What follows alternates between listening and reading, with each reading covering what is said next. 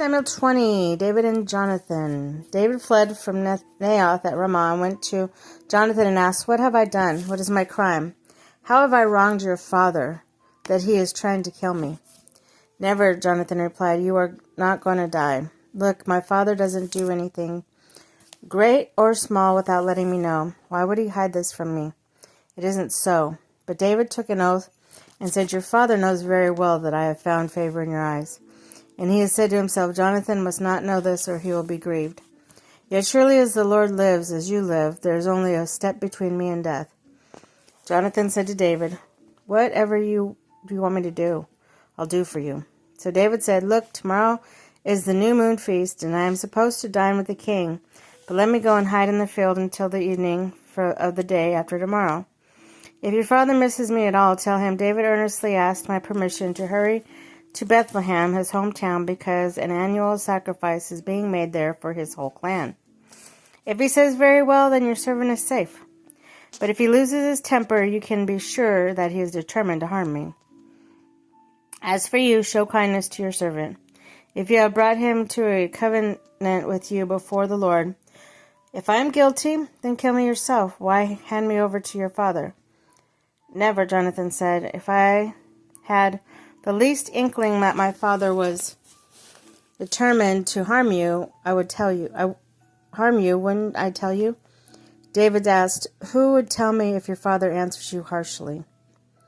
"Come," Jonathan said, "let's go out to the field." So they went out there. And Jonathan said to David, "I swear by the Lord, the God of Israel, that if I will surely sound all my father by this time the day after tomorrow. If he is favorably disposed towards you, I will not send you word and let you know. But if my father intends to harm you, may the Lord deal with Jonathan, be it ever so severely. If I do not let you know and send you away in peace, may the Lord be with you as has been with my father. But show me unfailing kindness like the Lord's kindness as long as I live, so that I may not be killed. Do not ever cut off your kindness from my family, not even when the Lord has cut off every one of David's enemies from the face of the earth." So Jonathan made a covenant with the house of David, saying, "May the Lord call David's enemies to account." And Jonathan had David reaffirm his oath out of love for him, because he loved him as he loved himself. And Jonathan said to David, "Tomorrow is the new moon feast, and you will be missed, because your seat will be empty. The day after tomorrow, toward evening, go to the place where you hid when this trouble began, and wait by the stone Ezel. I will shoot 3 arrows into the side of it, as though I were shooting a target. And then I will send a boy saying, 'Go find the arrows.' If I say to him, 'Look, the arrows are on this side of your If I say to him, 'Look, the arrows are on this side of you, bring them here.' Then come, because surely as the Lord lives, you are safe and there is no danger. But if I say to the boy, 'Look, the arrows are beyond you,' then you must go, because the Lord has sent you away. And about the matter you and I discussed, remember the Lord as witness between you and me forever." So David hid in the field, and when the new moon feast came, he and the king sat down to eat. He sat in his customary place by the wall opposite to Jonathan, and Abner sat next to Saul. But David's place was empty. Saul said nothing that day, for he thought something must have happened to David to make him ceremonially unclean.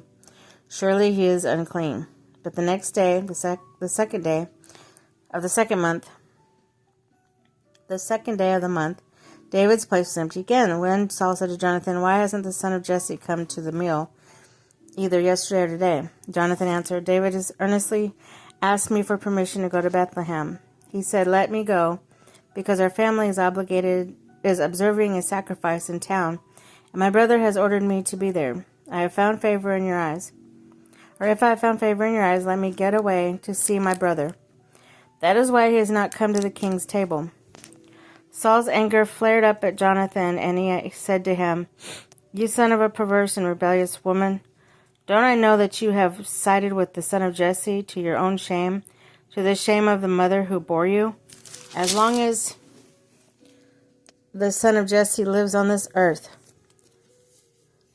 Neither you nor your kingdom will be established. Now send someone to bring him to me, for he must die." "Why should he be put to death? What has he done?" Jonathan asked his father. But Saul hurled a spear at him to kill him. And Jonathan knew that his father intended to kill David. Jonathan got up from the table in fierce anger, and on that second day of the feast he did not eat, because he was grieved at his father's shameful treatment of David. In the morning Jonathan went to the field for meeting with David.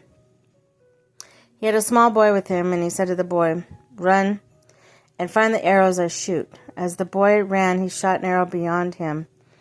When the boy came up to the place where Jonathan's arrows had fallen, Jonathan called out after him, "Isn't the arrow beyond you?" Then he shouted, "Hurry, go quickly, don't stop." The boy picked up the arrow and returned to his master. The boy knew nothing about all this. Only Jonathan and David knew. Then Jonathan gave his weapons to the boy and says, "Go, carry them back to the town." After the boy had gone, David got up from the south side of the stone and bowed down before Jonathan 3 times, with his face to the ground, and kissed each other. And then they kissed each other and wept together. But David wept the most. Jonathan said to David, "Go in peace, for we have sworn friendship with each other in the name of the Lord, saying, 'The Lord is a witness between you and me, and between your descendants and my descendants forever.'" Then David left. Jonathan went back to town.